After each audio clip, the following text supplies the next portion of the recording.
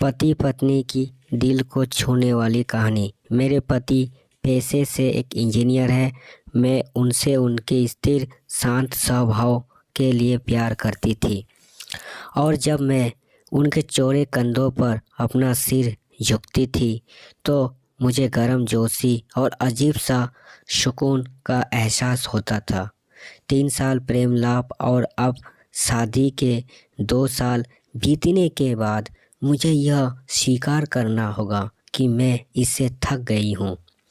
मेरे पहले उसे प्यार करने के जो भी कारण थे, अब वही मेरी सारी बेचैनी के कारण बन गए हैं। मैं एक भावुक महिला हूँ, और जब रिश्ते और मेरी भावनाओं की बात आती है तो मैं बेहद संवेदनशील हूँ। मैं रोमांटिक पलों के लिए उसी तरह तरसती हूँ जैसे कैंडी के लिए तरस रही एक छोटी लड़की। मेरे पति मेरे बिल्कुल विपरीत है। उनकी संवेदनशीलता की कमी और हमारी शादी में रोमांटिक पलों को लाने में उनकी असमर्थता ने मुझे प्यार के विषय में निराश कर दिया है। एक दिन मैंने आखिरकार उसे अपने मन की बात बताने का फैसला किया कि मुझे तलाक चाहिए, और मैंने हिम्मत करके उसे बताया। आखिर क्यों? चौंकाते हुए उसने पूछा। मैं थक गई हूँ। दुनिया में हर चीज़ का कोई कारण नहीं होता है। मैंने कहा। वह पूरी रात चुप रहा, हर समय हाथ में एक जलती हुई सिगरेट के लिए गहरे विचारों में डूबा रहा। इससे मेरी निराशा की भावना और बढ़ती गई, क्योंकि मैं ऐसे आदमी को देख रही थी जो अपनी दुर्दशा को व्यक्त भी नहीं कर पा रहा था। भला मैं उससे और क्या उम्मीद कर सकती थी? और अंत में उसने मुझसे पूछा, मैं तुम्हारा मन बदलने के लिए क्या कर सकता हूँ? किसी ने सच ही कहा है कि किसी के व्यक्ति को बदलना मुश्किल है। मुझे लगता है मेरा उस पर से विश्वास उठना शुरू हो गया है। उसकी आंखों में गहराई से देखते हुए मैंने धीरे से उत्तर दिया, मैं तुम्हें एक सवाल पूछती हूँ। अगर तुम्हारा जवाब मेरे दिल को मना सके तो मैं अपना विचार बदल दूँगा। मान लो मुझे एक पहाड़ की चट्टान पर खिला एक फूल चाहिए, और हमें दोनों को ये पता हो कि उस फूल को तोड़ने से तुम्हारी मृत्यु हो जाएगी। क्या तुम मेरे लिए ऐसा करोगे? उसने कहा, मैं कल तुम्हें इसका जवाब दूंगा। उसकी प्रतिक्रिया सुनकर ही मेरी उम्मीदें धराशायी हो गई।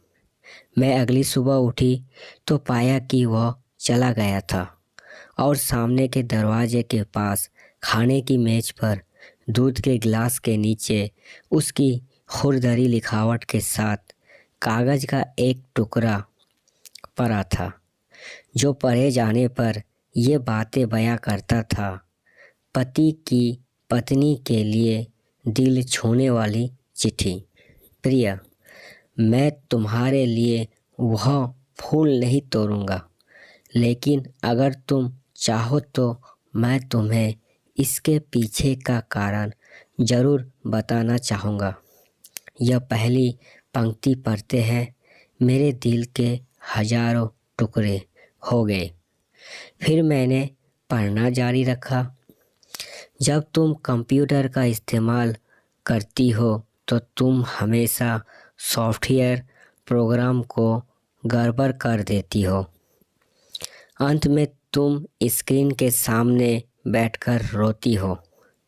मुझे अपनी उंगलियों को जिंदा रखना पड़ेगा ताकि मैं प्रोग्राम को पुनः स्थापित करके तुम्हारे कीमती आंसू बहने से रोक सकूं। तुम हमेशा घर की चाबियां गुमा देती हो, इसलिए मुझे दरवाज़ा खोलने के लिए अपने पैरों को जिंदा रखना पड़ेगा ताकि दरवाज़ा तोड़कर तुम्हें घर के अंदर ले जा सकूं। तुम यात्रा करना पसंद करती हो, लेकिन हमेशा एक नई जगह में अपना रास्ता भूल जाती हो। मुझे तुम्हें रास्ता दिखाने के लिए अपनी आंखें जिंदा रखनी पड़ेगी। तुम्हें हमेशा ऐंठन होती है। जब भी तुम्हारे पीरियड हर महीने आता है, मुझे अपनी हथेलियों को जिंदा रखना है ताकि मैं तुम्हारी पेट की ऐंठन को शांत कर सकूं। तुम्हें घर के अंदर रहना पसंद है और मुझे पता है कि तुम अंतर्मुखी व्यक्ति हो। तुम्हारी बोरियत को दूर करने के लिए मुझे तुम्हें चुटकुले और कहानियाँ सुनाने के लिए अपने मुँह को ज़िंदा रखना है। तुम हमेशा कंप्यूटर और टीवी देखती हो और इससे तुम्हारी आँखों का भविष्य अच्छा नहीं होगा। मुझे अपनी आँखों को बचाना होगा ताकि जब हम बूढ़े हो जाए तो मैं तुम्हारी आँखें बन सकूं। तुम्हारे सिर से सफ़ेद हो रहे बाल चुन सकूं। तुम्हारे नाखूनों को बिना तुम्हें चोट पहुंचाए काट सकूं। मैं भी समुद्र तट पर टहलते हुए तुम्हारा हाथ पकड़ना चाहता हूं। जैसे तुम धूप और सुंदर रेत का आनंद लेती हो और खुशी से गाने गुनगुनाती हो, उसे मैं अपने कानों से सुनना चाहता हूँ। इसीलिए मेरे कान जिंदा रहने चाहिए।